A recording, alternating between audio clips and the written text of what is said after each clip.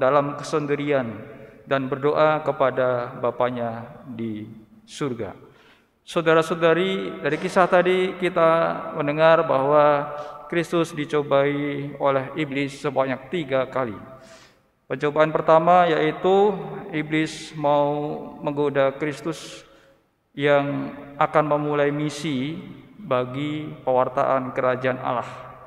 Iblis melihat kesempatan untuk menyerang, karena waktu itu secara fisik Yesus lemah.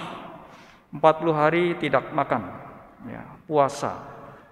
Kalau kita mungkin antara kuat nggak kuat 40 hari tidak makan. 1 hari nggak makan aja besoknya sudah sakit pergi ke dokter. Tapi Kristus itu 40 hari. Nah, ketika Kristus dicobai menunjukkan bahwa dia juga manusia biasa, yang lemah juga. Secara fisik lemah, secara emosional juga lemah. Karena dia punya tugas untuk mewartakan kerajaan Allah sebagai sebuah panggilan, sebuah misi khusus baginya dari Allah sendiri. Dan disitulah kemudian iblis memintanya mengubah batu menjadi roti.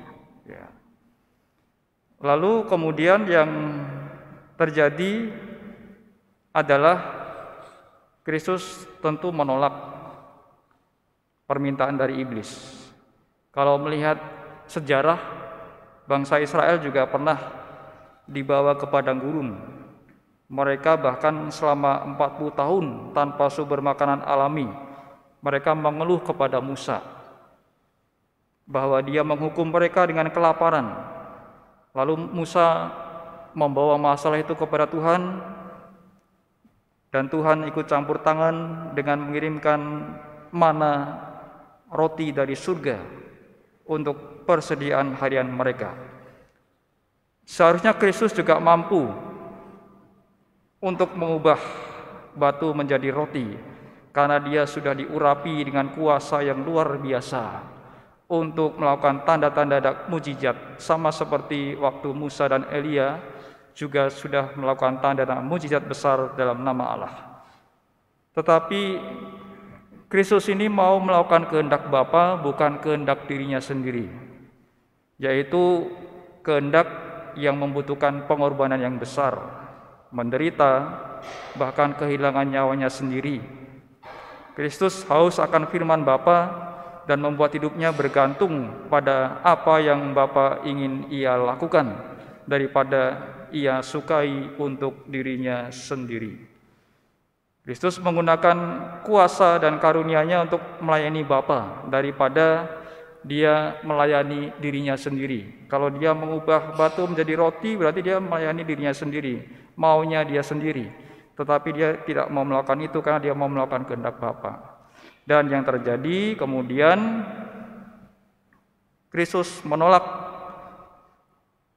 ajakan dari iblis dengan mengutip kitab Ulangan, yaitu yang mengatakan manusia hidup bukan dari roti saja, tapi dari setiap firman yang keluar dari mulut Allah.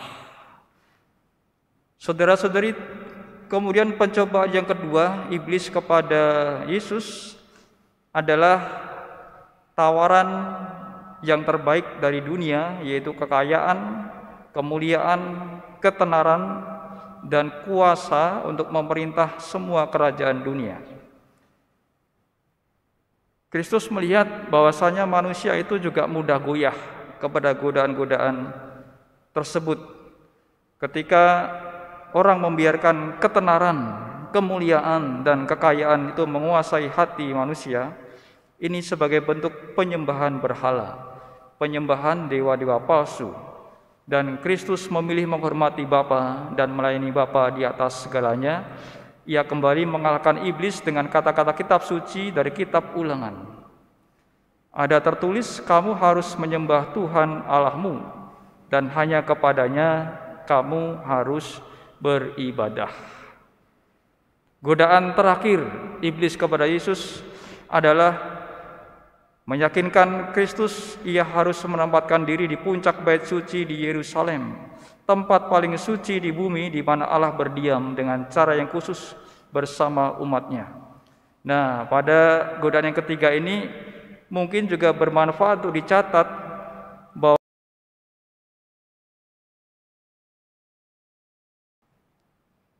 iblis mengutip dari Mazmur 91 yang disebutkan demikian, ia akan memerintahkan malaikat-malaikatnya untuk menjagamu, dan mereka akan menopangmu, jangan sampai kakimu terantuk batu.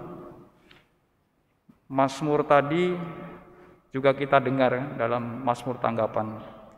Iblis ternyata baca Alkitab, maka kita jangan kalah sama iblis ya.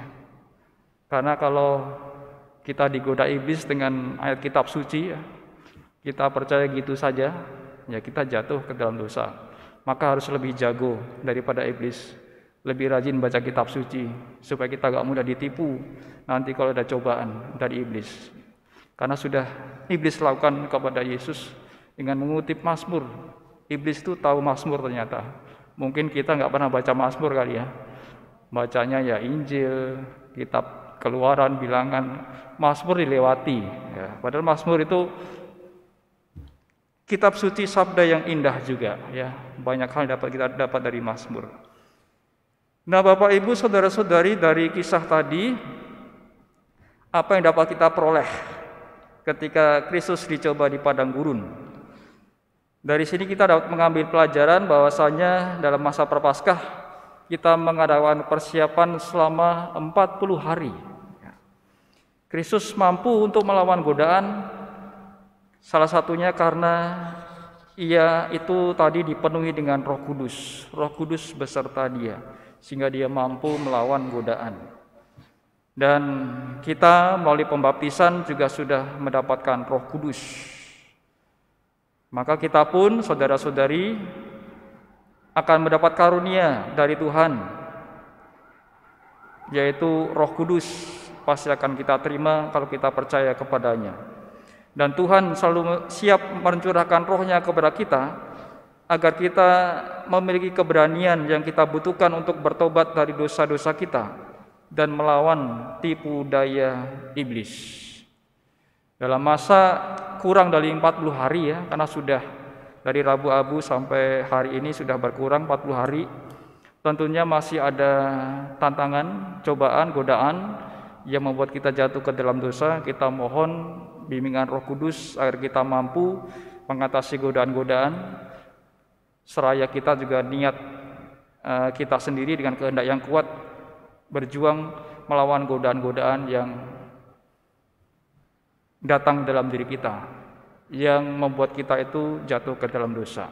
Kita berusaha peka godaan-godaan itu apa, dan selama masa Prapaskah ini moga-moga kita juga mampu untuk melawan semuanya itu dengan bimbingan Roh Kudus. Kita mohon Roh Kudus senantiasa bersama kita, dan dengan niat yang kuat kita menjalankan masa Prapaskah ini untuk kemudian lebih bertekun dalam doa, bermati raga, serta berbuat baik kepada sesama.